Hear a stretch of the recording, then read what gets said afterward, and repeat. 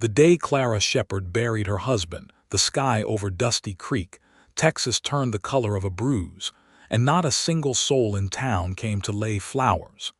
It was the spring of 1882, and the land was raw with new heat. The prairie stretched out beyond the cemetery fence like a promise nobody intended to keep, yellow and wide and indifferent to grief. Clara stood at the grave with her 7-year-old daughter, Maisie, pressed against her hip, and her 9-year-old son, Thomas, standing straight as a fence post beside her with his jaw set the way boys do when they are trying very hard not to cry. She held both of their hands. She did not cry herself, not then, not while the preacher read his words and the dirt fell in heavy clumps against the pine lid of the box.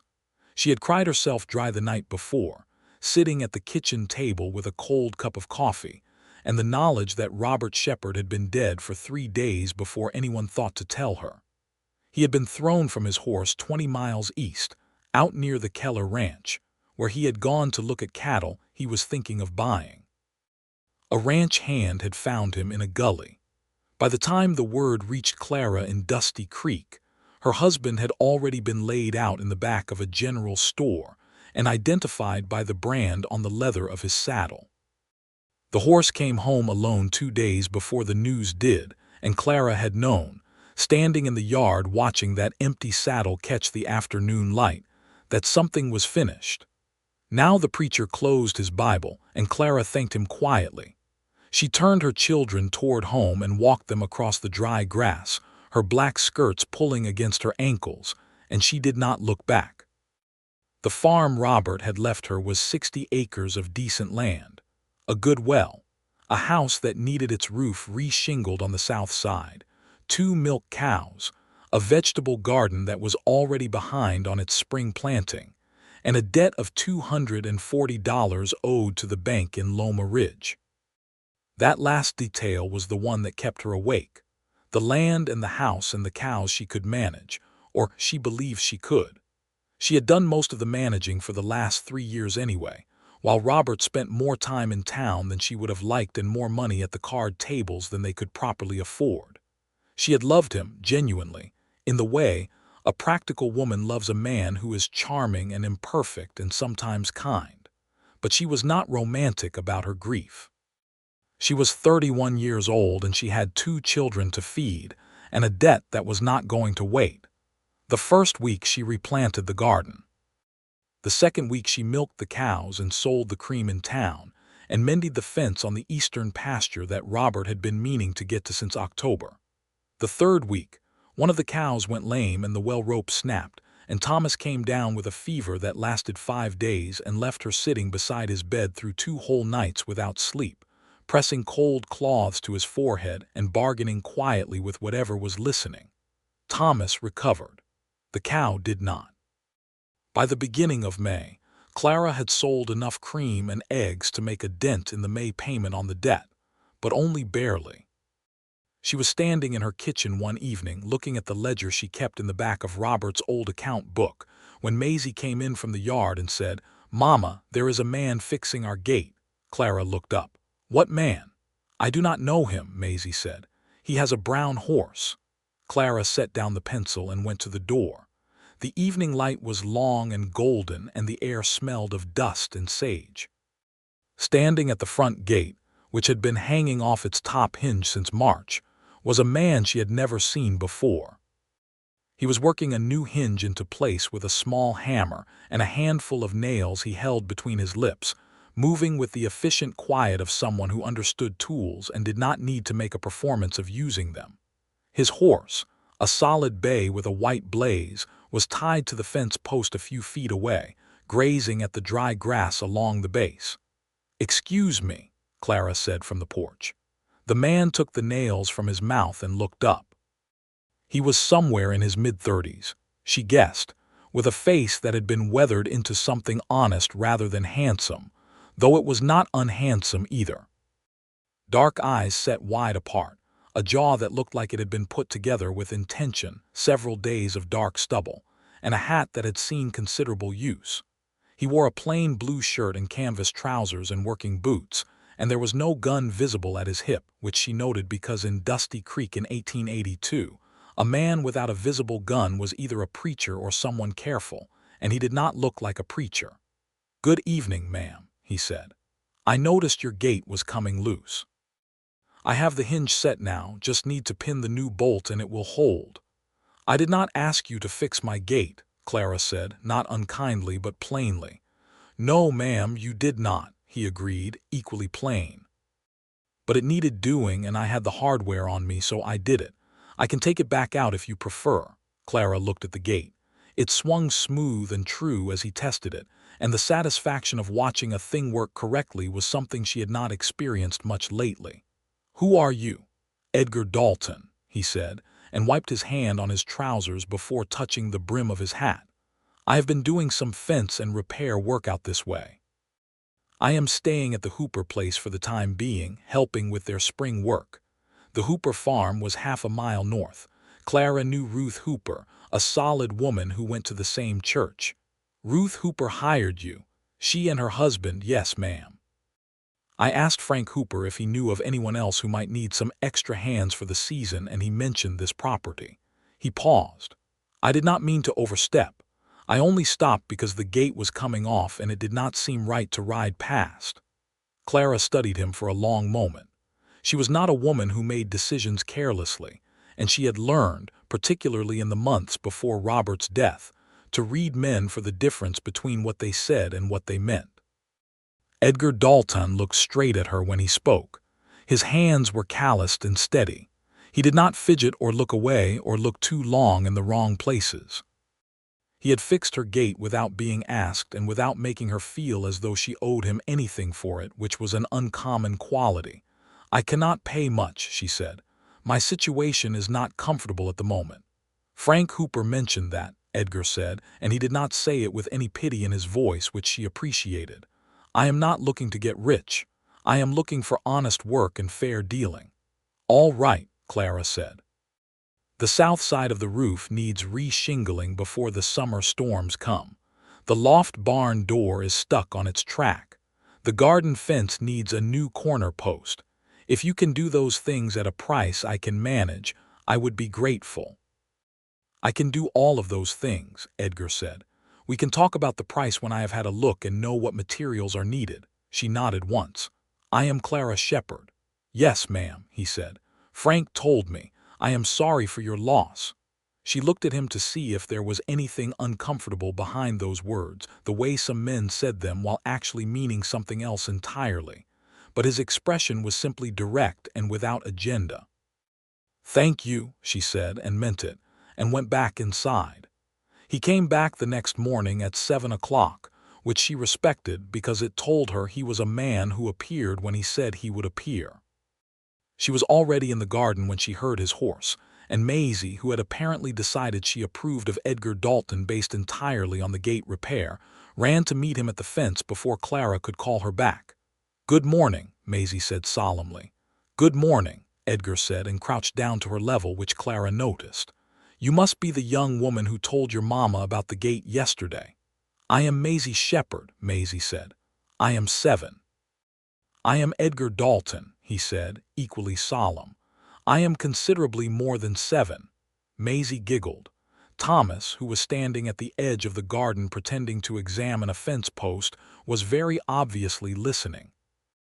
Edgar straightened and touched his hat brim to Clara, and she showed him the roof and the barn door and the corner post, and he walked the property with his eyes moving carefully over everything, not saying much, just looking the way a man looks when he is making calculations in his head.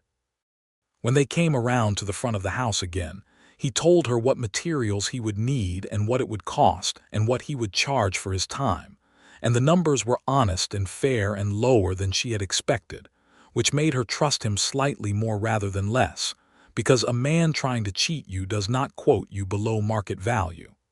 "When can you start?" she said. "I can start on the roof today if you have no objection," he said. "I have no objection," she said, and went back to her garden. He worked through the heat of the day without complaint, and when Maisie brought him a cup of water in the early afternoon, He thanked her seriously and drank it all and handed the cup back with both hands. Thomas, who had been gradually reducing the distance between himself and the roofwork over the course of several hours, eventually climbed up onto the porch rail and watched openly. "You want to hand me shingles," Edgar said without looking up. Thomas hesitated. "I know how to do that," he said. "I expect you do," Edgar said. Thomas climbed up and handed shingles and did not say much. But when Clara looked up from the garden an hour later, she could hear her son talking steadily about something she could not make out, and she could hear Edgar's low voice responding now and then, and something about the sound of it, ordinary and unhurried and decent, made her throat tighten in a way she had not expected. She turned back to her beans and did not examine the feeling. He came back the next day and the day after that, and by the end of the first week the south roof was done, and the barn door was sliding clean, and the corner post was set in fresh-dug earth with new wire run from it. He was careful and thorough, and when he found a problem he had not been asked to look at, such as a cracked board in the chicken coop or a hinge on the cellar door that was working itself loose, he pointed it out to her rather than fixing it unasked, and let her decide. She appreciated that too. At the end of each day he collected his day's pay without counting it in front of her, which she found dignified. He was polite without being overfamiliar. He did not eat his lunch inside the house uninvited. He did not give her advice about her children or her garden or her finances, though he must have observed all three. He simply worked and worked well, and went back to the Hooper place each evening before the sun went all the way down. The children warmed to him at different speeds, which was natural. Maisie had been charmed immediately and followed him around offering commentary on everything she saw, to which he listened with what appeared to be genuine attention. Thomas took another full week, but one morning Clara heard her son ask Edgar how to properly read a bubble level, and she knew by the patience and thoroughness of the answer she overheard that Thomas had found something he had been missing without knowing what to call it. She said nothing. She watched from a careful distance and felt something careful and uncertain stirring in her chest, something she was not ready to name. In Dusty Creek, of course, people noticed. The town was not large. There were 2 churches, a general store, a doctor's office, a saloon that Clara had never entered, a small school that Maisie and Thomas attended 3 days a week, and approximately 400 souls who had nothing more pressing to do than watch their neighbors. By the second week of Edgar Dalton's work on the Shepard property, Clara was aware that she was being watched and discussed. Ruth Hooper came over on a Thursday with a basket of biscuits and a look on her face that was managing to be both kind and curious at the same time. She was a broad, warm woman of 40, with flour perpetually on her hands and good sense in her eyes.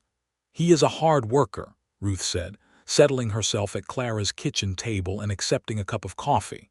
"He is," Clara agreed. "Frank says he is from Arkansas originally. Came out west about 6 years ago. Worked cattle for a while up near Abilene and then drifted south. He is not a drifter in the troubling sense," Ruth added quickly. "He is a man who has not yet found his particular place. There is a difference." "I know there is," Clara said. Ruth looked at her over the rim of her cup. "He is a good man, Clara. I do not say that about every man who rides in with a hammer. I am aware of that, Ruth. I am only saying." "You are saying considerably more than you are only saying," Clara told her, not without affection, "and I thank you for the biscuits." Ruth laughed and let the subject rest, and Clara was grateful because she was not ready to talk about anything she was not yet ready to feel. The trouble arrived in the second week of May, in the form of a man named Holt Greer. Greer was one of 3 men who worked for a rancher named Dix Calloway, who owned the largest spread in the county, and had for years operated on the principle that a man with enough land and enough money did not need to concern himself with other people's boundaries. He had been trying to buy Robert Shepard's 60 acres for 2 years before Robert's death. Now, with the debt and the reduced circumstances, Calloway apparently believed the land was ripe for taking. Greer arrived on a Tuesday afternoon, riding a black horse and wearing a clean shirt that was its own kind of threat, the kind a man puts on when he wants to make an impression. He was broad-shouldered and not unintelligent, with light eyes that moved over the property the way a surveyor's do, measuring and calculating. Clara came out to the porch when she heard him ride up. She kept her expression still. "Mrs. Shepard," Greer said, and touched his hat in the gesture of courtesy that was not actually courtesy. "Mr. Calloway sends his regards. He wanted me to convey that he is still interested in making you a fair offer for this property, given your current situation. He is a generous man. Mr. Calloway has never been to this property to convey anything himself," Clara said. "He sends men." Greer smiled with his mouth. "He is a busy man." "I am sure he is," Clara said. "You can tell him I am not interested in selling. Mrs. Shepard, with respect, you have a substantial debt, a single income, and a property that needs significant upkeep. Mr. Calloway's offer is not something I am interested in hearing," Clara said. "Thank you for coming, Mr. Greer. Good afternoon." He looked at her for a moment with the patience of a man who believed women changed their minds when pressured gently enough and long enough. Then Edgar came around the side of the house with a bucket in one hand and a length of replacement rope in the other, and stopped when he saw the horse and the rider. "Everything all right?" Said not to Greer but to Clara. "Mr. Greer was just leaving," Clara said. There was a pause in which Greer looked at Edgar and Edgar looked at Greer, and the calculation in Greer's eyes shifted somewhat. He touched his hat again, this time with less performance in it. "Good afternoon, Mrs. Shepard." He rode out and Clara watched until he was well down the road. "Calloway's man," Edgar said. "Yes, he will come back." "I know," Clara said. "He can come back as many times as he likes." "The answer will not change." Edgar looked at her steadily. "Do you need to sell?" The directness of the question surprised her into answering honestly. "Not if I can make the payments on the bank note and bring in enough from the season. It will be close." "What does close mean, exactly?" She told him the numbers. She had not told anyone the numbers, not even Ruth Hooper, because there was a pride in it that she was not ready to surrender. But Edgar received the information the way he received everything, without alarm and without judgment, turning it over in his head the way a man turns over a problem that has a solution and only needs finding. "The south pasture," he said. "Has it been used for grazing or for crops?" "Grazing," she said. "There is not much there. Robert talked about putting in a wheat section, but he never did." "What would you think about doing that this season? Not the whole pasture, but maybe 15 acres. If you get a good season, wheat would more than cover what you need." Clara looked at the south pasture. 15 acres was not nothing. 15 acres was a commitment of labor and seed money and hope. "It would take money I do not have to spend right now," she said. "Seed is not expensive if you buy it right," Edgar said. "I know a man in Loma Ridge who sells good hard winter wheat at a fair price. And if you were to put the wheat in, I would help with the planting." She looked at him. "Why?" He thought about that for a moment, and she appreciated that he thought about it rather than answering immediately with something easy. "Because it would be a shame for decent land to stay fallow when it does not have to," he said. "And because you are managing something difficult here, and that deserves help that does not cost more than you can afford." She was quiet for a long moment. The evening light caught the dust on the road where Greer had ridden out, and somewhere in the far pasture, one of the remaining cows made a long, mournful sound that carried on the still air. "All right," she said. "Let us talk about the wheat." They talked about it at the kitchen table that evening, which was the first time Edgar had been inside the house. She made coffee and set out the map of the property that Robert had drawn 2 years ago, and they went over the south pasture acre by acre. Maisie fell asleep on the settee with her head on a pillow, and Thomas sat at the far end of the table doing his reading primer but not actually reading it, his eyes tracking back and forth between the map and Edgar's face with the focused attention of a boy learning what a man was supposed to be. Clara noticed, and it made her heart do something complicated. Edgar left before 8, thanking her for the coffee, and she stood on the porch in the cool dark and watched him ride north toward the Hooper place, and felt the silence of the house pressing in behind her with the particular weight it had acquired since Robert died. And she understood for the first time since the funeral that the weight was loneliness, and not only grief. They planted the wheat in the second week of May. Edgar had gone to Loma Ridge and come back with seed, and 3 days of earnest labor that bent his back and dirtied his hands, and still left him with the capacity for patience in the evenings, when Thomas peppered him with questions about furrow depth and soil quality, and why wheat was not the same as corn. Clara worked beside him in the field. She had done hard farm work before, all her life in fact, and she did not pretend otherwise or wait for him to do the difficult parts. She drove a straight furrow and did not complain about the heat, which was building toward something serious by mid-May of that year, and she caught him watching her once with an expression she recognized as respect, the particular kind a man offers not because he thinks he should, but because he has genuinely observed something worth respecting. She did not say anything about it. She finished her row and started the next one, and behind her the seeds fell into the earth in their careful lines, and the sky above Dusty Creek was vast and blue and relentless. In the evenings, after the planting was done, he stayed a little later. Not dramatically or with any particular announcement, but she would make supper for the children and there would be enough, and she would say, "You might as well eat before you ride back." And he would say, "Thank you," and sit at her table. He ate without ceremony, was courteous to the children, helped Thomas with his arithmetic when the boy brought his slate to the table, and did not linger after the dishes were cleared. He was a man who understood when presence was welcome and when it was not, which was a rarer quality than it should have been.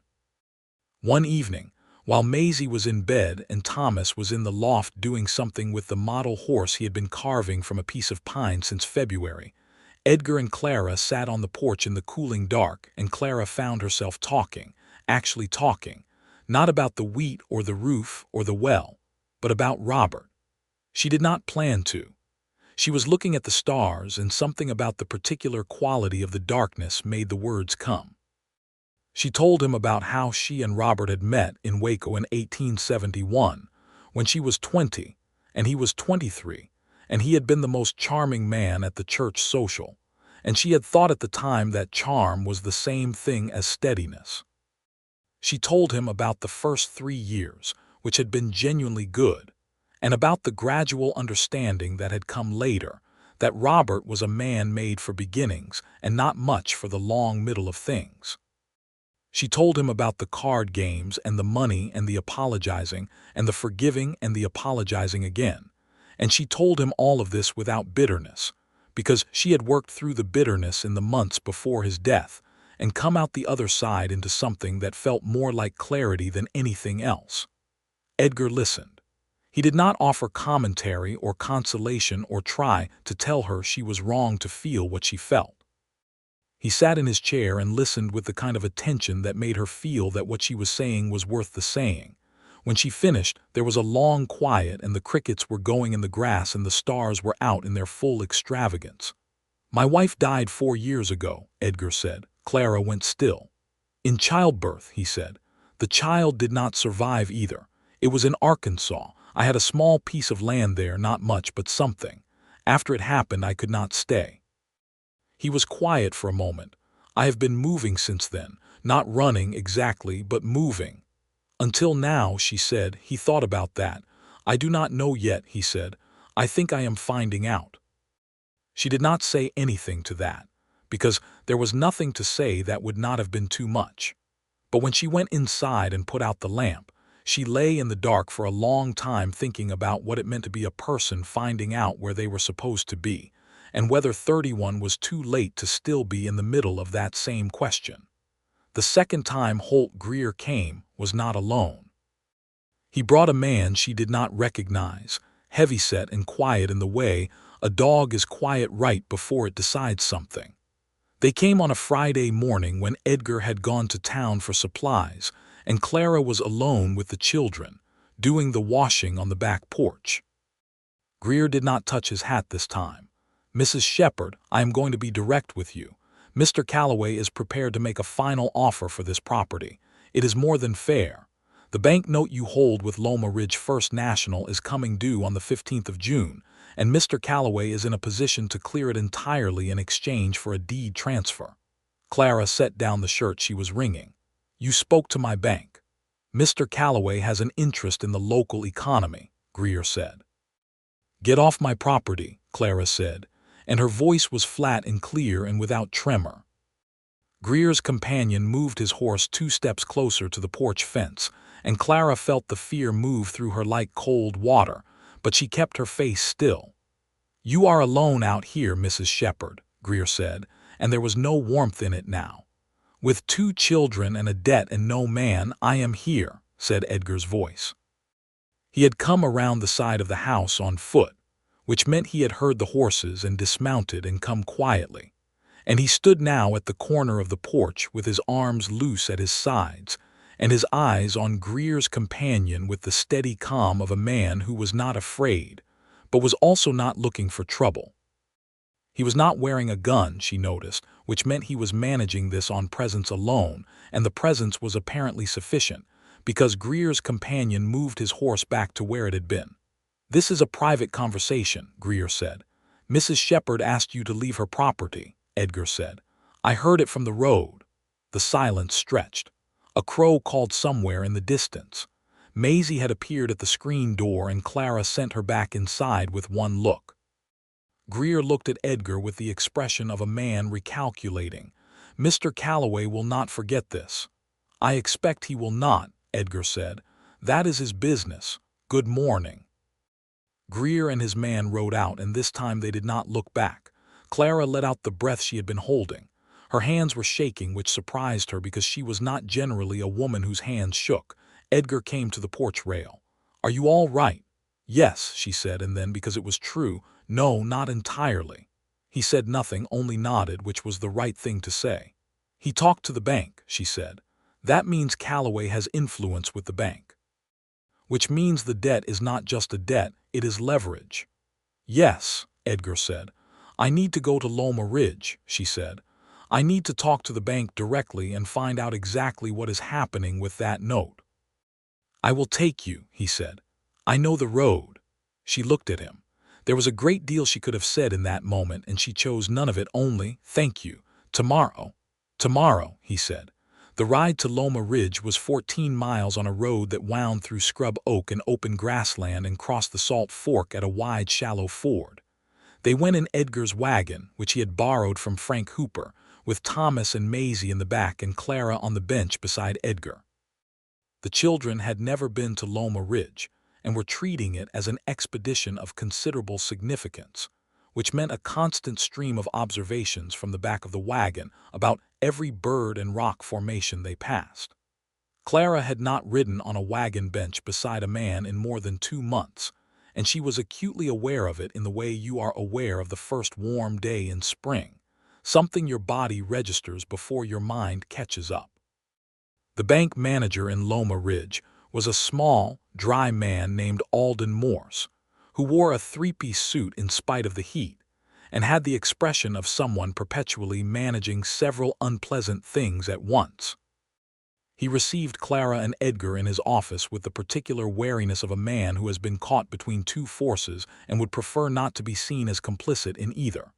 Mrs. Shepard, he said, the note is current through May. The June payment is due on the 15th.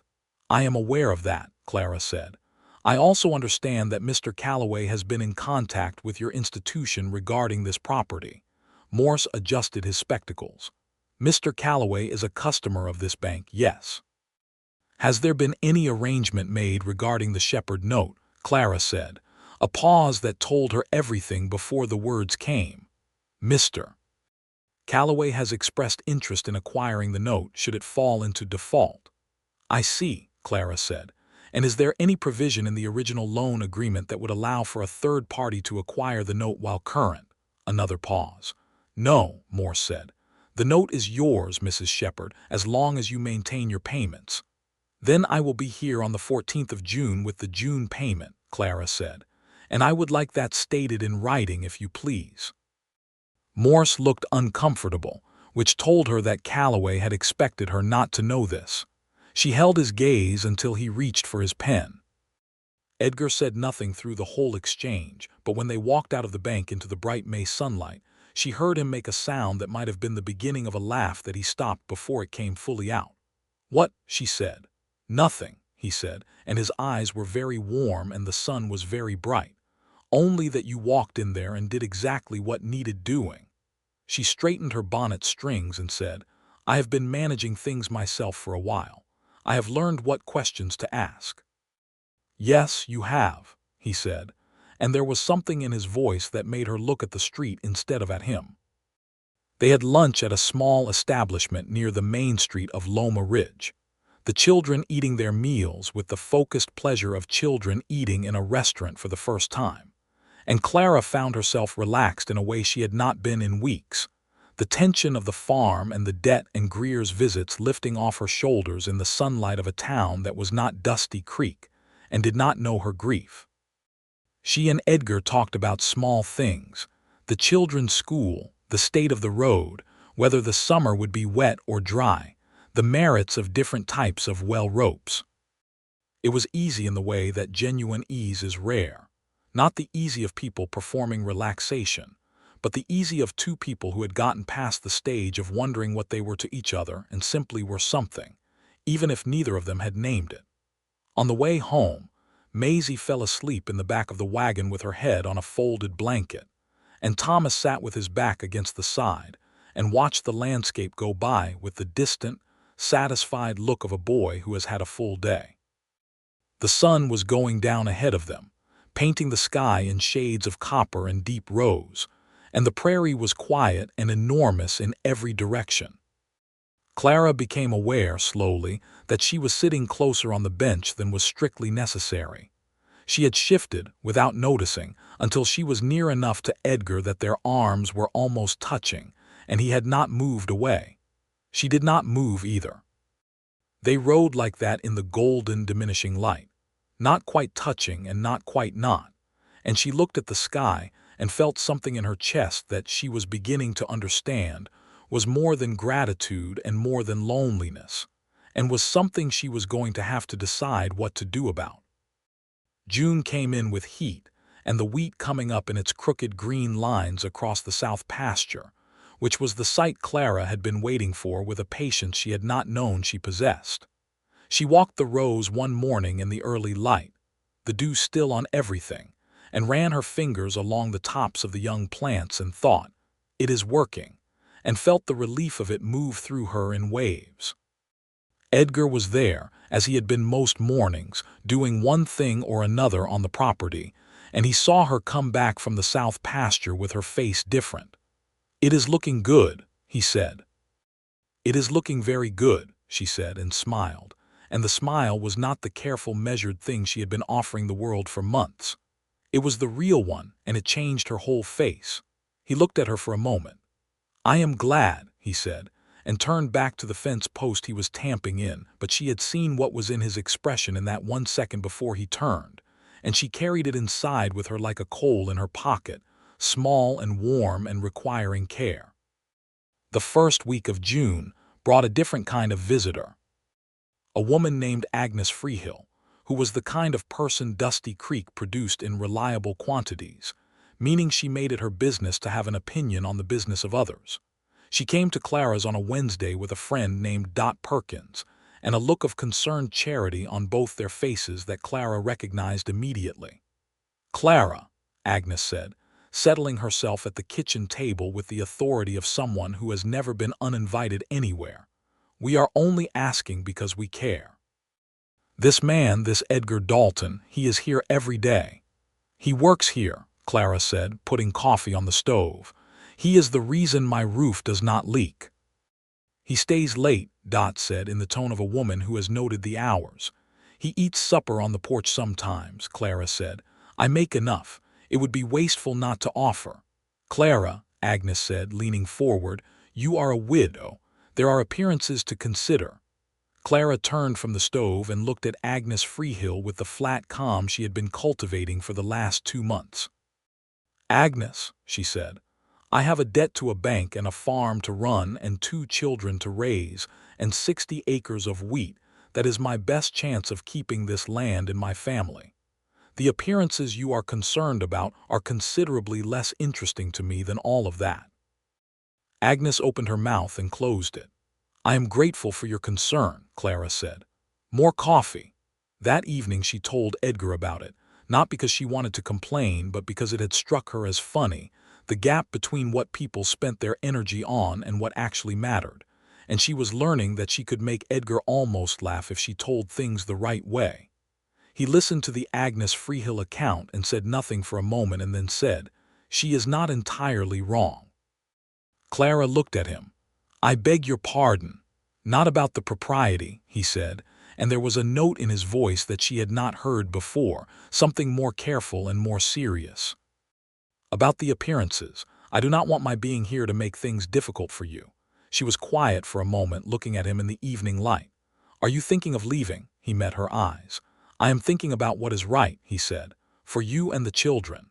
"What would be right," she said slowly, and felt her heart doing something she could only describe as urgent, "would be for you to stay and help me get through the June payment and see the wheat through to harvest." "And after harvest," he said. The question was in the air between them like something fragile and real, and she knew what it was reaching toward, and she felt the fear of it and the pull of it in equal measure. "After harvest," she said, "I will be in a position to think about that." He nodded. "Then I will stay through harvest," he said, but they both knew that was not what either of them had actually said. The 14th of June, Clara rode to Loma Ridge alone and paid her June note to Alden Morse and received her written receipt, and on the way home she stopped at the ford on the Salt Fork and let her horse drink while she sat in the saddle and let herself feel the full specific weight of what she had done. She had kept the land. She had met her obligation. She had not sold, and she had not collapsed, and she had not needed rescuing, and the feeling of that was something she intended to hold on to. She got home in the early evening to find Thomas and Edgar in the yard working on something that turned out to be a small birdhouse, Thomas following Edgar's patient instruction, with a concentration that was entirely Thomas and entirely wonderful to watch. Maisie was on the porch feeding the cat they had acquired somewhere in May, a determined orange Tom who had installed himself in the barn and never been invited, but also never been turned out. Clara unsaddled her horse and came into the yard and said, "The June note is paid." Edgar looked up from the birdhouse. Something moved in his face that was more than casual interest. "Good," he said. "Very good," she said, and felt herself smiling again with the real one, and Thomas looked between them with the sharp perception children have for things adults think they are hiding. The summer settled into something Clara would later describe as the most quietly extraordinary period of her adult life. The days had a shape to them now, Edgar arriving in the morning, work on the property, meals, evenings on the porch or around the table, the children making their particular accommodations to the presence of a man who was not their father but was something they needed nonetheless.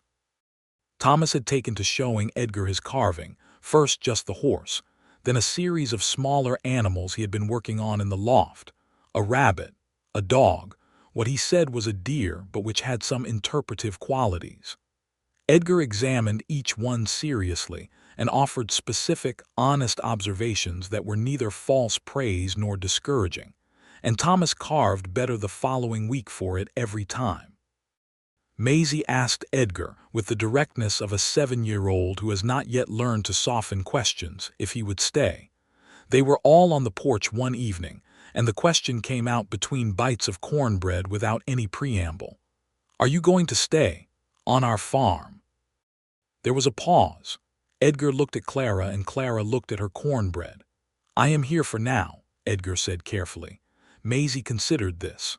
"Mama does not smile like that at other people," she said, indicating the smile Clara could feel on her own face without being able to stop it, and then went back to her cornbread with perfect innocence.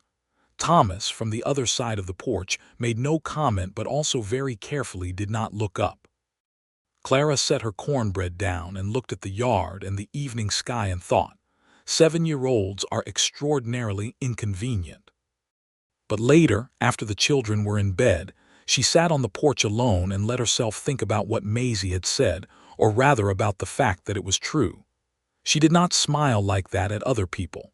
She had not smiled like that in years, possibly not in the good 3 years of her marriage, because even then there had been a guardedness in it, a habit of watching for the thing that would go wrong. With Edgar she was not watching. With Edgar she was simply present in a way she had nearly forgotten she was capable of. The question of what to do with that sat in her chest like the wheat sat in the south pasture, growing quietly in the dark, and she was not afraid of it. She was only uncertain about the distance between where they were and where they might go, and whether she had the courage to close it. It was a Sunday in early July that things shifted. The church social was an annual event in Dusty Creek, held in the churchyard with long tables and cold lemonade, and the kind of organized merriment that small frontier towns depend on to remind themselves they are communities. Clara had not attended anything social since Robert's death, and going back felt like a statement she was not certain she was ready to make. But Ruth Hooper came over on Saturday and said, essentially, that it was time, and Thomas and Maisie were in a state of vibrating anticipation about the lemonade and the pie competition, and Clara put on her good blue dress and went. Edgar came. He had been invited by Frank Hooper, which was perfectly natural, and he arrived in a clean shirt and his good hat, and stood with the other men near the pie tables in the careful way that a man stands when he is aware of being observed. Clara was aware of him from across the churchyard in the way that you are aware of a particular tree in a field, not searching for it, but knowing always where it is. Agnes Freehill observed the both of them with her particular brand of watchful charity. Clara ignored her.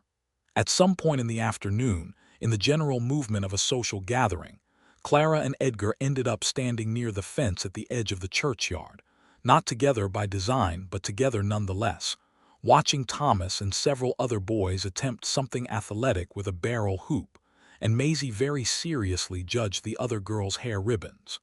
"You look different today," Edgar said. She looked at him. Different how? Less like someone carrying the whole thing alone, he said. She thought about that. It has been a better month, she said. The wheat is doing well. The note is current. The roof does not leak.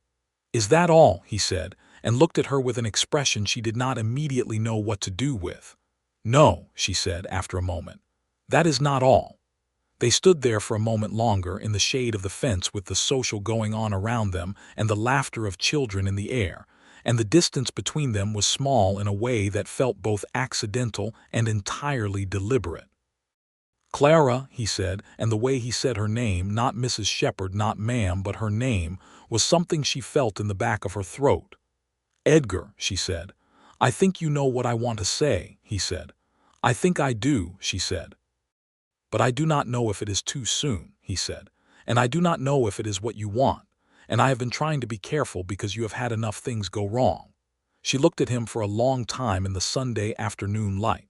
His face was honest and careful, and he was more afraid of getting this wrong than he was willing to admit, which she recognized because she had exactly the same fear. "It is not too soon," she said. "I do not know how I know that, but I do." He let out a breath. "Then I would like to call on you properly," he said, "if that is something you would consider." She felt something warm and specific move through her chest, down to her fingertips. "I would consider it," she said. He reached over, slowly and with deliberate care, and put his hand over hers where it rested on the fence rail. It was a brief touch, a few seconds, his calloused hand over her work-roughened fingers, but it was the first time he had touched her in anything other than the accidental way, and she understood the exact significance of it. Across the yard, Maisie looked over and then looked at Ruth Hooper and said something that made Ruth burst out laughing, and Clara made a mental note to have a conversation with her daughter about discretion at some point in the future. He called on her properly after that, in the manner of the time, which meant coming to the farm on Sunday afternoons and sitting on the porch or going for short walks along the south pasture fence. And it was simultaneously the most ordinary and the most extraordinary thing that had happened to her in years. The children were present, as they always were, but they had entered into their own private arrangement with the situation, Thomas pretending to have chores that kept him just within earshot, Maisie making no pretense at all and simply appearing wherever they were. They talked. They talked more than Clara had talked to anyone in her adult life, about the kind of things that reveal a person, what they value and what they are afraid of and what they want the next 10 years to look like. Edgar had considered his life carefully in the years of moving that had followed his grief, and he had come to certain conclusions about what he needed, which were simpler than he had expected. Ground under his feet, work that mattered, people to do right by. "This land," he said one Sunday, looking at the south pasture in its midsummer green, "is good land."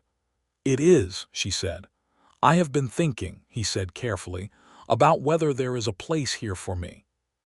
Not just through the harvest, after." Clara looked at the wheat. The stalks were tall now, bending slightly in the afternoon wind, their heads beginning to fill with grain. "What kind of place?" she said. "A permanent one," he said, and looked at her. She breathed. "Edgar," she said, and here it was, the thing she had been working up to for weeks, the thing she needed to say and was afraid of saying, not because she did not know the answer but because asking out loud made it real in a way that real things could go wrong. "Edgar," she said again, and stopped. He was looking at her with those steady dark eyes, and his whole face was open in a way that faces do not often manage. "I need to ask you something," she said. "And I need you to understand that I have not asked anything like this before, not even to Robert, because with Robert I never had to. He asked me, and she started again. What I am trying to ask is whether you would want to, whether you think that this between us is something that—" "Yes," Edgar said. She blinked. "I have not finished." "I know," he said, and his voice was so quiet and so certain that she felt it in her bones. "But I know what you are asking, and yes." She stared at him. The wheat moved in the afternoon wind. Somewhere behind them she could hear Maisie singing something to the orange cat. "You knew what I was asking." She said. "I have been hoping you were going to ask it for about 6 weeks," he said. The laugh that came out of her surprised her entirely.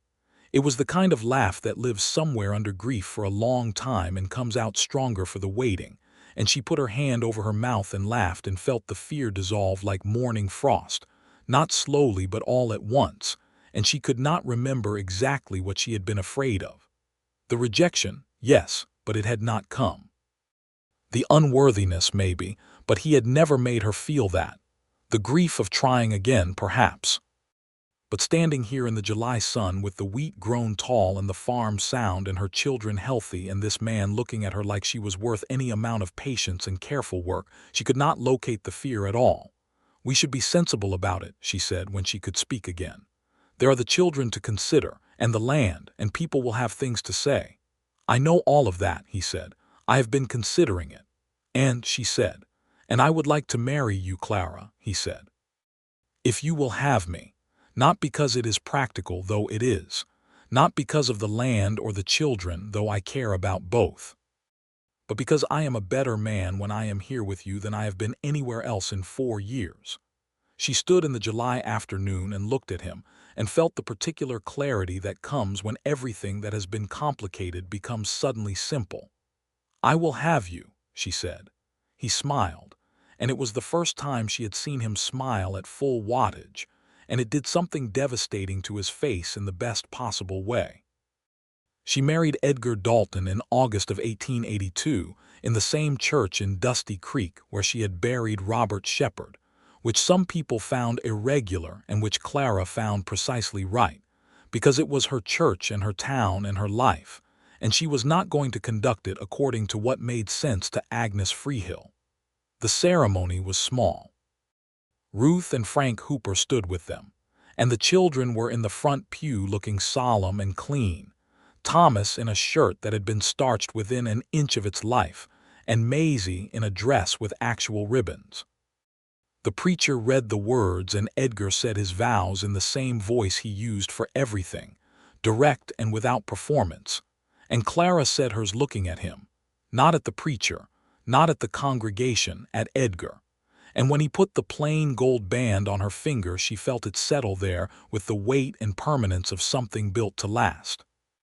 They had the wedding dinner at the farm, which Ruth Hooper organized with military precision and considerably more food than any 12 people needed. And there was a fiddle player from the next county who appeared at some point in the evening and played until the stars were well up.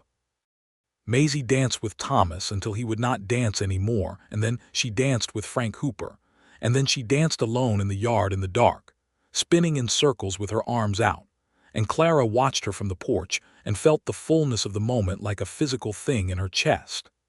Edgar came to stand beside her, and they watched Maisie spin in the darkness, and the music came from the side of the barn, and the sky above Dusty Creek was enormous and full of stars. "She is going to be trouble," Edgar said. "She is already trouble," Clara said. "She has been trouble since she learned to walk." He laughed, and she leaned against his arm, and he put his arm around her, and she felt the warmth of him and the solidity of him and thought, this is what steadiness feels like, and it was nothing like she had expected and everything she had needed. The harvest came in September, and it was good. Not spectacular. Not the kind of harvest that gets written about, but honest and solid and more than sufficient. Enough to clear the remaining debt to the bank at Loma Ridge, with enough left to put money in reserve for the following year's seed. Clara went to Alden Morse's office in October and paid the balance of the note in full, and received the deed free and clear, and put it in the inside pocket of her coat, and rode home with it pressed against her ribs like a heartbeat. She showed Edgar at the kitchen table that evening.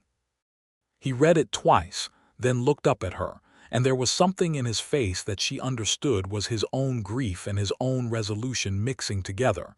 The man he had been in Arkansas and the man he was becoming here in Dusty Creek, both present in the same expression. "This is yours," he said. "Ours," she said.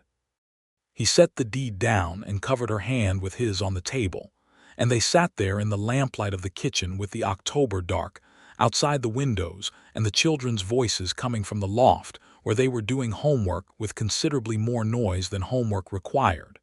And Clara thought, this is the best thing, this ordinary evening. This is the thing I could not have described when I was afraid, because there is no language for the particular quality of being safe. Edgar spent that winter working the farm with the authority of a man who had found his ground. He had a way with the land, a patience and a physical intelligence that showed itself in the way he managed the animals and planned the spring planting and read the weather coming off the prairie.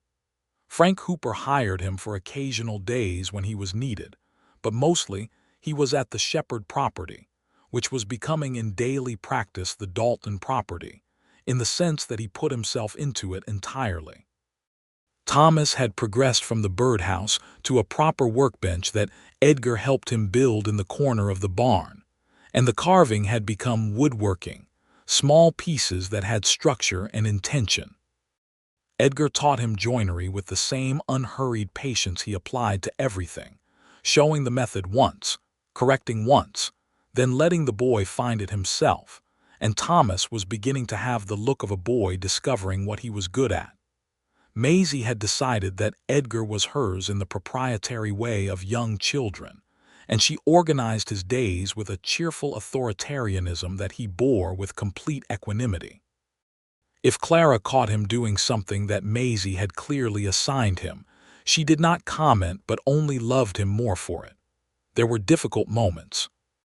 There were nights when the wind was wrong and the dark felt too large and Clara would wake at 3 in the morning, with the weight of everything that could still go wrong pressing on her chest. There were days when Greer Road passed on the road without stopping, which was both a relief and a reminder that Calloway was still there, still patient, still waiting for something to go wrong.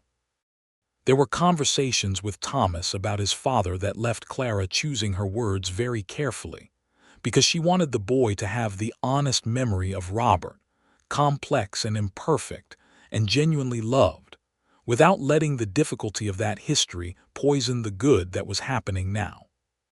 Edgar navigated those conversations with a care that she had not expected and should have. He never tried to replace Robert in the children's memory or in any direct comparison. He was something else, something new, not a substitute but an addition, and the distinction mattered enormously to both children, though they could not have articulated it. In February of 1883, Dix Calloway died of a heart failure in his own ranch house, which was nobody's wish but nobody's sorrow either, and Holt Greer left the county shortly thereafter, and the particular pressure that had been at the edge of Clara's awareness since the spring of 1882 simply ceased. She learned of it from Ruth Hooper, who told her with the brisk satisfaction of a woman who believes that the universe occasionally gets things right. Clara told Edgar in the evening, and he said, "Good," and went back to reading, which was exactly the right response. The spring of 1883 was a good season. Edgar put in 20 acres of wheat this time, with an additional 10 of corn, and Clara expanded the vegetable garden and arranged with the mercantile in Dusty Creek to take her surplus at fair prices. She had a head for numbers and an organization to her that she had never fully deployed when she was managing only survival, and now that there was something to build, she built it with an energy that surprised even herself.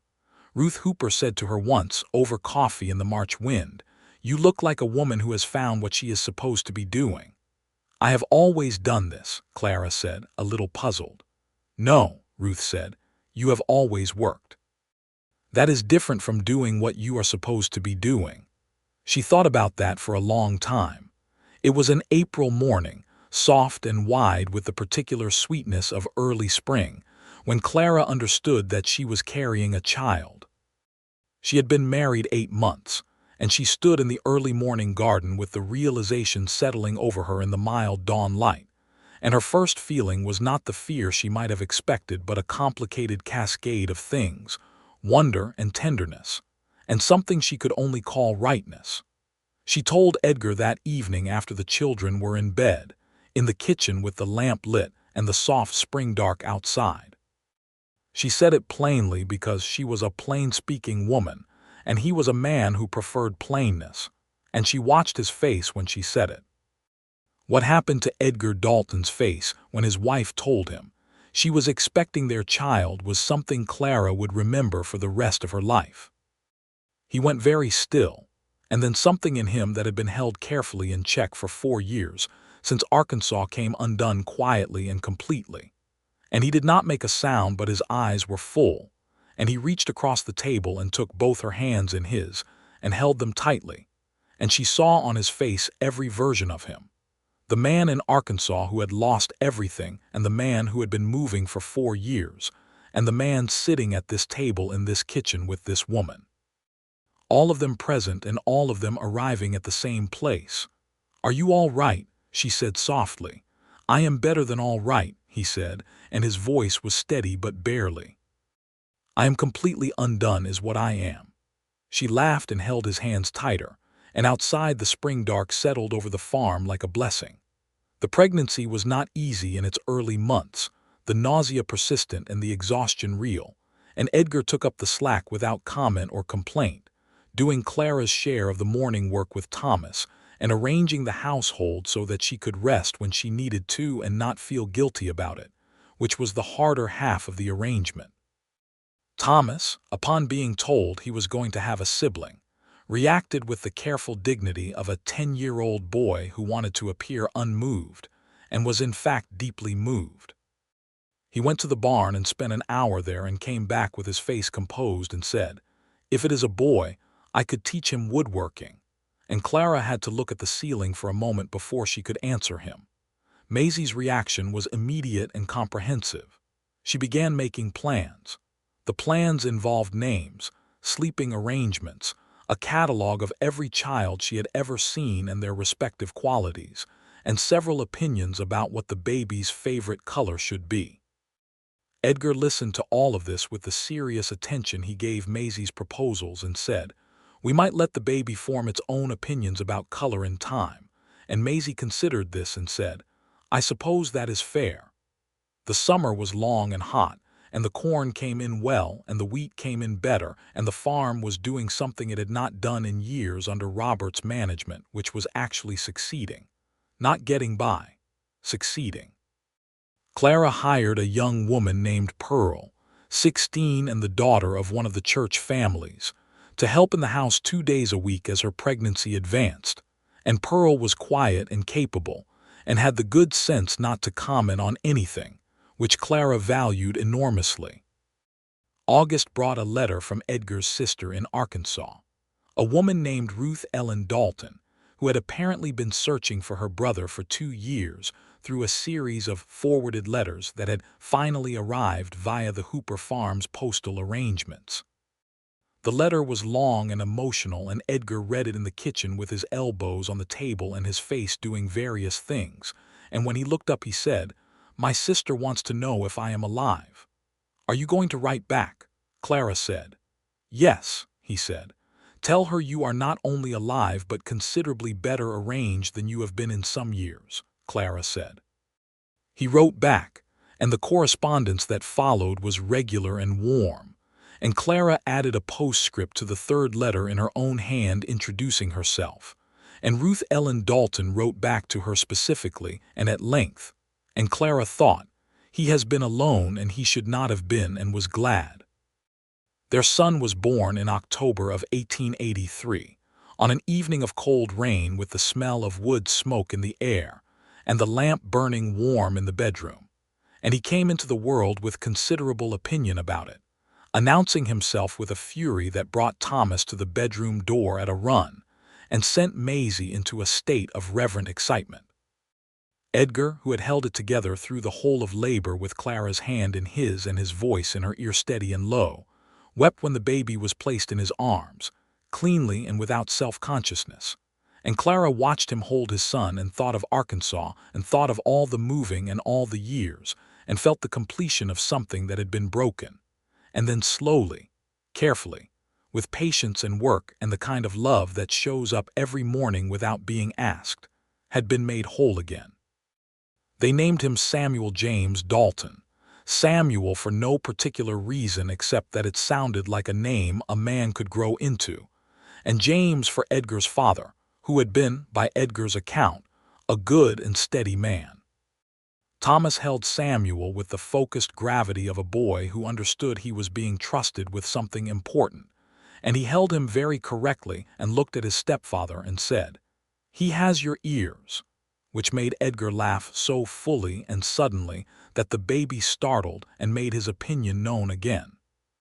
Maisie held Samuel and informed him of his name, his current location, the names of all the animals on the property, and her own assessment of his likely personality, all in the first 40 minutes of his life.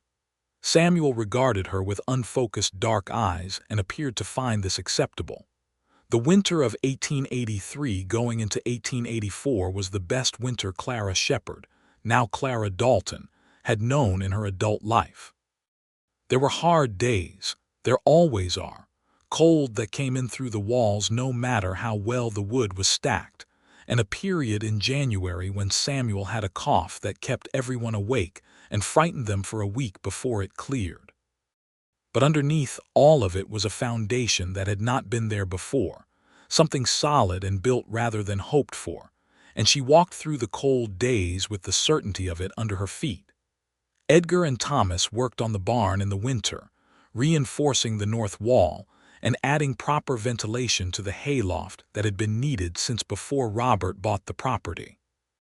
Thomas was genuinely skilled now, his hands sure, and Edgar had the look of a man watching something he had planted grow, which Clara recognized because she had the same look when she watched Samuel learn to focus his eyes, and then to follow motion with them, and then to look at his father's face with the particular arrested attention of an infant discovering a person. In the spring of 1884, Ruth Ellen Dalton came from Arkansas. She arrived in May on the stage from Loma Ridge, a tall, dark-haired woman of 33 with her brother's wide-set eyes and a quality of directness that Clara recognized as a family trait. She came with one trunk and a disposition to help and an inability to be in a house with a baby without picking it up, which Clara found not inconvenient at all. Ruth Ellen and Clara liked each other immediately and honestly, without the performance of liking that women are sometimes expected to produce. They were similar enough in their practicality and directness to understand each other, and different enough in other ways to find the conversation interesting.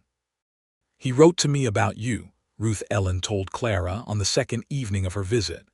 They were on the porch after supper, Samuel asleep in Clara's arms and the warm spring dark soft around them. "In October, before the baby came. He said he had found the place he was supposed to be." Clara looked at her sleeping son. "He told me something like that too. He was not himself for a long time after Mary died," Ruth Ellen said, and Clara heard the weight of those years in her voice. "He worked and moved and was Edgar on the outside, but something in him was just waiting. I did not know for what." She looked at Clara. "Now I know."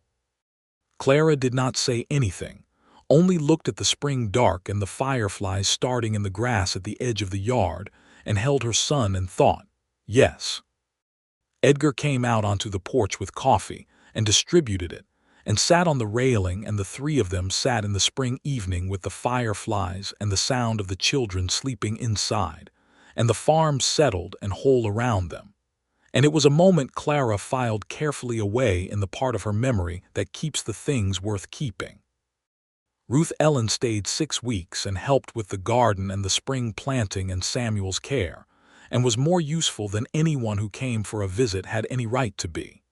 When she left, on a bright June morning, she hugged Edgar for a long time and said something into his shoulder that Clara could not hear, and Edgar held his sister and nodded. Then Ruth Ellen hugged Clara and said, "You saved him, you know." "He saved himself," Clara said. "I only gave him somewhere to land." "That," Ruth Ellen said, "is precisely what saving is." She rode out on the stage from Loma Ridge, and Clara watched the dust of the road settle and thought about that for a long time. The years settled into their shape. 1984 was a good year for wheat and a harder year for weather. A late frost in April that worried them both before the crops recovered, and a summer storm in July that took the chicken coop roof off entirely and required 3 days of work to put right. But the difficulty was shared now, divided between 2 people and therefore smaller, and Clara was discovering that shared difficulty was a fundamentally different thing from difficulty borne alone. In the evenings they sat together after the children slept. Clara read. Edgar read when he had a book he was interested in, or sat with his boots off and his coffee, and was comfortable in the way of a man who has not always been comfortable and knows the value of it. They talked. They argued occasionally, never bitterly, about things like how much to spend on next year's seed versus putting the money in reserve, about whether Thomas's cough in November warranted the doctor or watching, about Maisie's increasing ambitions regarding a dog, which she had been campaigning for with the organized persistence of a military general since the spring. They got the dog. A border collie mix named Patch, given the name by Maisie with the same authority with which she organized everything, who turned out to have an intelligence for the livestock that was not entirely unwelcome, and who attached himself to Edgar with a devotion that Maisie found both flattering, because she had chosen him, and faintly annoying, because she had wanted him for herself. Samuel grew and changed the way babies do, in stages that Clara had lived before and Edgar had not, and Edgar's wonder at each stage of it was one of the most quietly moving things she had witnessed. He watched Samuel learn to sit, and then to crawl, and then to pull himself up at the furniture, and then to take his first staggering steps across the kitchen floor toward his father's outstretched hands. And each time Edgar's face was the face of a man receiving something he had not been certain he would ever have. Thomas, at 11, was beginning to develop the particular seriousness of a boy becoming his own person, with opinions about the farm that Edgar took seriously because they were worth taking seriously, and with a growing understanding that the life he was building here was genuinely his to build. He had stopped, gradually and without announcement, calling Edgar by his name and started calling him Pa, and the first time it happened, Edgar had been quiet for the rest of the evening, and later Clara had found him in the barn with Patch sitting beside him and his hand on the dog's back, and his face doing the undone thing she had seen when Samuel was born. She sat beside him in the hay and did not say anything, and after a while he put his arm around her and she leaned into his side, and the barn was warm and smelled of hay and horse, and the good solid reality of their life. "Are you all right?" she asked, the same question she had asked him in the kitchen when she told him about Samuel. "Better than all right," he said, the same answer. Maisie, who was now 9 and therefore considered herself essentially an adult, continued to be a force of nature in the best possible sense, organizing the household with cheerful efficiency, educating Samuel about the world with what she considered appropriate rigor, and pursuing her own interests with an ambition that Clara found both exhausting and wonderful. She had decided she wanted to learn to read music, because the church organist was the most impressive person she had ever encountered, and Clara found a woman in Loma Ridge who gave lessons and arranged for Maisie to attend twice a month, which required a half-day's trip, but was worth every mile of it for the look on Maisie's face when she came home. The summer of 1885 brought news that the railroad was coming, a branch line that would pass 10 miles east of Dusty Creek and connect the county to Loma Ridge and points west, which meant markets for grain and cattle and goods that had previously required a full day's journey. Edgar and Frank Hooper and 3 other farmers in the county went to the planning meeting in Loma Ridge in September and came back with detailed information and a collective decision to organize the farming community for better collective negotiation on grain prices, which Clara considered one of the most practically significant things to happen in Dusty Creek since the town was founded. The farm by the fall of 1885 was something Clara had not dared to imagine when she was standing at Robert's grave in the spring of 1882. 60 acres was now 75, the eastern 15 purchased at fair price when a neighboring family moved west to California. The debt was gone and had been gone for 2 years. The house had a new kitchen addition, built by Edgar and Thomas together over 3 months, that doubled the cooking space and added a proper larder. There were 4 cows now and a good stable in Patch and his offspring, because Patch had in the spring of 1885 demonstrated an apparent fondness for a border collie on the Hooper farm, and the resulting 4 puppies had all been claimed before they were weaned. Thomas was 12 and doing his schoolwork with a seriousness that suggested he was thinking about more than farm life, and Clara had begun having quiet conversations with Edgar about what might be possible, whether a secondary school in Loma Ridge, whether something further down the road. Edgar listened and thought and said, he should have what he has earned, which Clara felt was exactly right.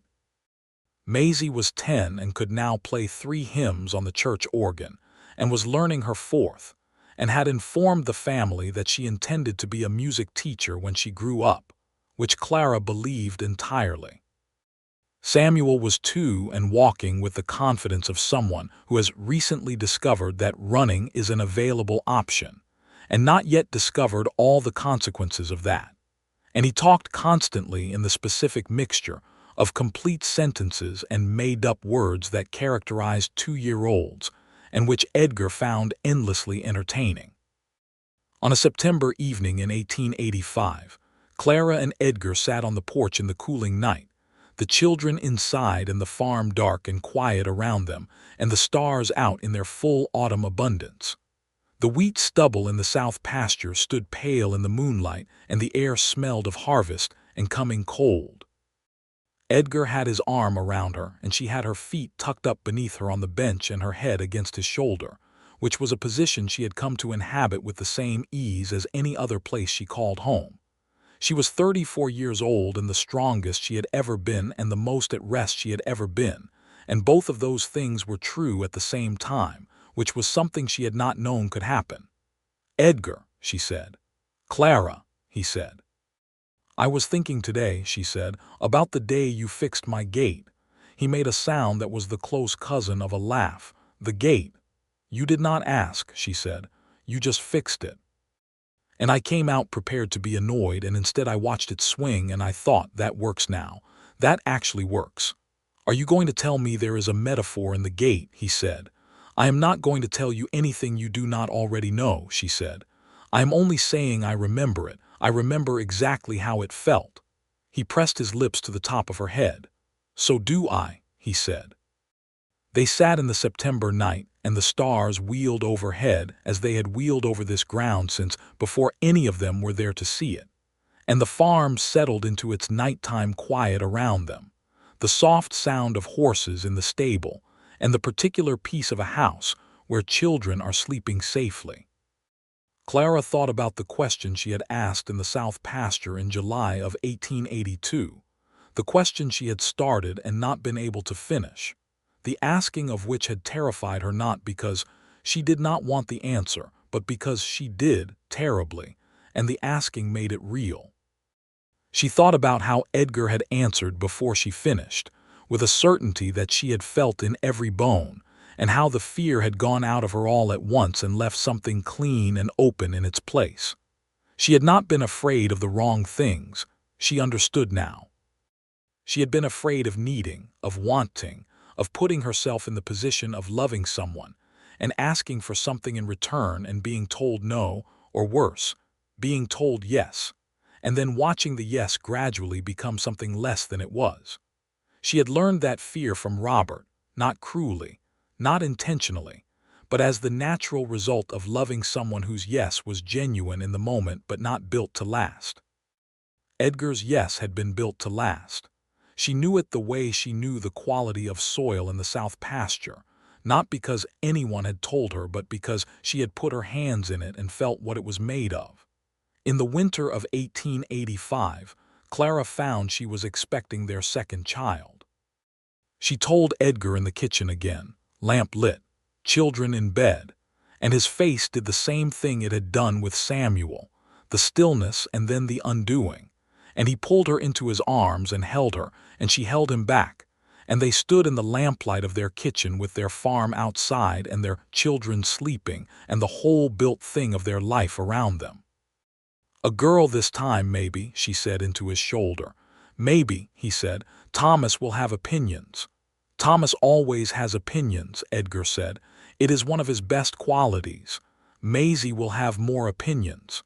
"Maisie will have a plan by morning," he said. She laughed, and he held her tighter, and outside the December wind moved over the Texas plain in its old indifferent way, not knowing and not caring about the two people in the lamplight of the farmhouse, and they were glad to be there together, warm and held and whole. Their daughter arrived in the hot, bright July of 1886, in the morning this time, with the sun already working hard and the smell of summer hay through the bedroom window, and she came into the world with less complaint than Samuel had and more looking around, her eyes finding the light immediately with the focused interest of someone who intends to understand everything she sees. Edgar held her in the morning light and said nothing for a long time. Samuel, who was almost 3 and had been told this morning that the baby was coming, and had spent the intervening hours in the kitchen with Pearl eating cornbread with impartial patience, was brought in to look. He regarded his new sister with the solemn consideration of a person who is not certain yet what to make of a situation. Then he said, "She is small," which was true, and kissed the top of her head with a spontaneous affection that made Clara's throat close. They named her Alice, for no reason except that it suited her from the first morning, and Alice suited it back with the particular self-possession she had arrived with, which never entirely left her. Thomas, now 13, held his half-sister with the careful correctness he had brought to Samuel and looked at her face for a long time and then looked at Edgar and said, "She has Mama's coloring," which was true, and then went back to the barn, and Clara could hear him in there, hammer going, building something. Maisie held Alice and talked to her immediately and comprehensively, and Alice listened with what appeared, for a person 3 hours old, to be genuine attention. And this became the template for their relationship for the rest of their childhood, Maisie talking and Alice listening with large, dark eyes, and then doing exactly what she had intended to do all along. The years moved, the way years do when they are full rather than empty, not fast but richly, each season distinct and connected to the last. The farm growing and the children growing and Dusty Creek growing, and the Texas plain going about its ancient business of weather and grass and dust and sun. Thomas finished his schooling in Dusty Creek at 14 and went to a secondary school in Loma Ridge at 15, boarding with a respectable family during the week and coming home on Sundays. And the farm adjusted to his partial absence with the flexibility of a household that had learned to adapt. He came back on Sundays with books under his arm and more opinions than he had left with, and Edgar listened to all of them with the interest of a man who had never had formal schooling and found his stepson's education genuinely exciting. Maisie continued with the organ and with school, and at 13 was playing for Sunday services with a composure that made the older women in the congregation look at each other with eyebrows raised, which Maisie observed and catalogued and said nothing about. She had Clara's quality of watching and not speaking until she had something worth saying. The town of Dusty Creek changed in the years after the railroad. New families came. A second general store opened, and then a proper school building to replace the earlier one-room arrangement. A newspaper arrived in 1887, run by a thin man with spectacles named Garfield who had opinions about everything and expressed them in print, which Clara found both irritating and entertaining in roughly equal measure. She wrote a letter to the editor in the autumn of 1887 about the state of the road between Dusty Creek and the Salt Fork Ford, which she considered genuinely dangerous in wet weather, and the letter was printed in full and led to a town meeting and eventually to a repair project, which gave her a satisfaction she did not mention to anyone except Edgar, who had been waiting to say "I told you so" about the letter, and was extremely gracious about not doing so. In the fall of 1888, Thomas came home from Loma Ridge with the news that he had been offered a place to study engineering in San Antonio through a program connected to the railroad company that was interested in young men with demonstrated ability in mathematics and physical reasoning. He said it at Sunday supper with the careful, controlled excitement of a 16-year-old who has been working very hard at being calm, and Clara looked at Edgar across the table, and Edgar looked at Clara, and they had the conversation they had been having for 2 years in the space of that one look. "Tell us about it," Clara said. Thomas told them. He told them for an hour about the program and the people and what he thought he could do and where he thought it might lead. And Edgar asked good questions and Clara asked good questions, and Samuel fell asleep at the table and was carried to bed by Edgar without interrupting the conversation. And by the end of the evening Thomas had said everything he needed to say and sat there waiting. "You should go," Edgar said. Thomas looked at him. The farm will be here," Edgar said. "It will not be going anywhere. You have helped build it and you should know it will be here when you want it, but this is your chance and you should take it." Thomas looked at Clara. She nodded. "Your father is right," she said, and used the word naturally, the way she had started to use it over the years, and Thomas heard it the way he had come to hear it, and something in his face softened briefly before the 16-year-old composure came back. "Thank you," he said. He left for San Antonio in January of 1889, and the Sunday quiet after he rode out was a specific kind of quiet that Clara recognized as pride and grief in exact equal parts, the particular combination that comes from watching your child go successfully out into the world. Edgar put his arm around her on the porch as the wagon carrying Thomas to the stage in Loma Ridge moved down the road. "He is going to be all right," Edgar said. "I know," Clara said. "That is the difficult part." Edgar looked at her. "If I were not sure he was going to be all right, I would not feel this way," she said. "It is because I am sure that it is so hard to watch." He said nothing, just held her, and after a while the road was empty and the morning was cold and the farm was present behind them with its specific demands and satisfactions, and they turned back into it together. The spring of 1889 was early, and the wheat came in earlier than it had in years, and Edgar expanded the corn section.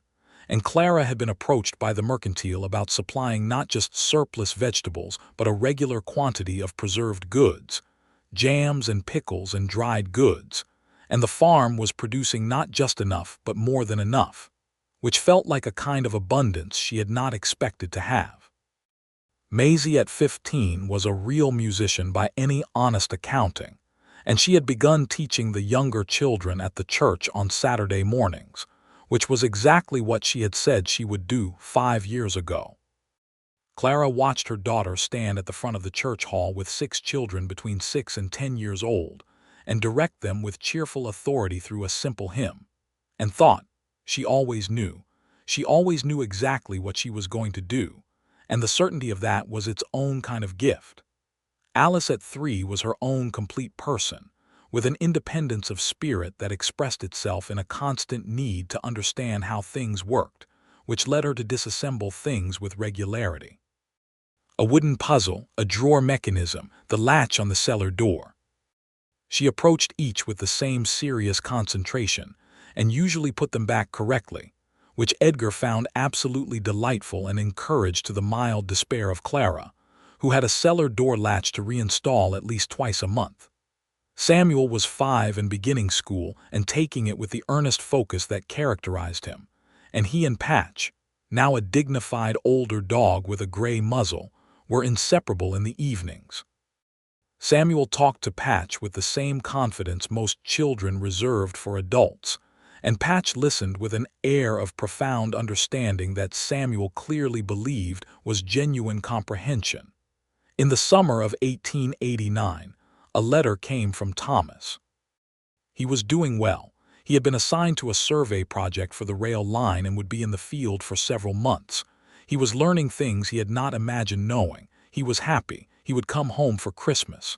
Clara read the letter 3 times and gave it to Edgar, who read it and set it on the table and said, "That is a good letter." "It is," she said. "He sounds like himself." "He sounds like himself, but more," Edgar said. That was exactly right.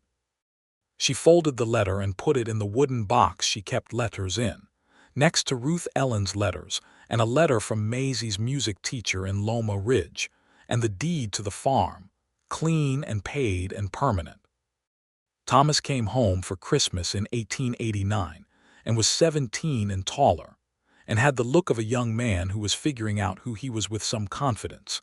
And he sat at the table with Edgar and talked for hours about engineering and soil composition, and the mathematics of bridge load, and Edgar followed all of it with the focused interest of a man who loves learning whether or not it belongs to his own trade. And Clara watched them from across the table and felt the completed circle of it. Christmas of 1889 was a full house. Ruth Ellen came from Arkansas and brought a man she had been corresponding with, a quiet, capable farmer named George Aldous, who was clearly hoping to be more than a correspondent, and who passed Clara's careful examination, and Edgar's less careful but more telling examination, which involved being asked to help Edgar fix the stable door hinge in conditions of cold wind. And George Aldous handled it without complaint and with competence, which Edgar reported afterward with satisfaction. Ruth Ellen and George were married the following spring in Arkansas, and she wrote to Clara about the wedding in a letter that ran to 6 pages and radiated happiness in every line. And Clara wrote back that she was entirely delighted, and that she had known about George since the second letter Ruth Ellen had written mentioning him without apparently meaning to mention him. The winter of 1889 going into 1890 was cold and long and broke hard in March with a flood on the Salt Fork that took out 3 fences and the Hoopers' lower pasture, and kept everyone busy for 2 weeks of mud and labor and general communal effort that reminded Clara of why she had come to love Dusty Creek in spite of its Agnes Freehills and its gossip and its occasional smallness. Edgar and Frank Hooper worked together through the worst of it, and came in each evening covered in mud and requiring hot food and hot coffee and not much conversation. And Clara and Ruth Hooper provided both and stood on the porch watching the flood recede with the practicality of women who had seen hard seasons and knew this one would pass.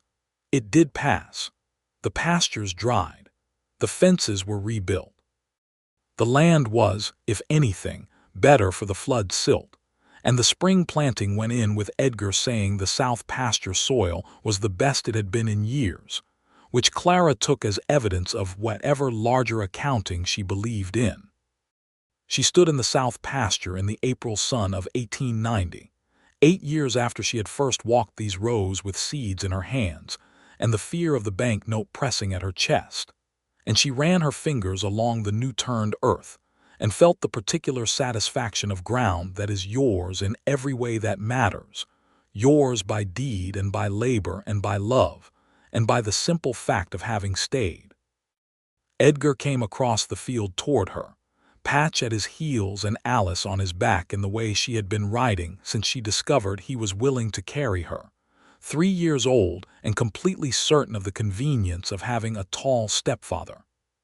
Samuel ran beside them making the sound he had decided horses make, which was its own specific sound, and bore limited resemblance to any horse Clara had encountered.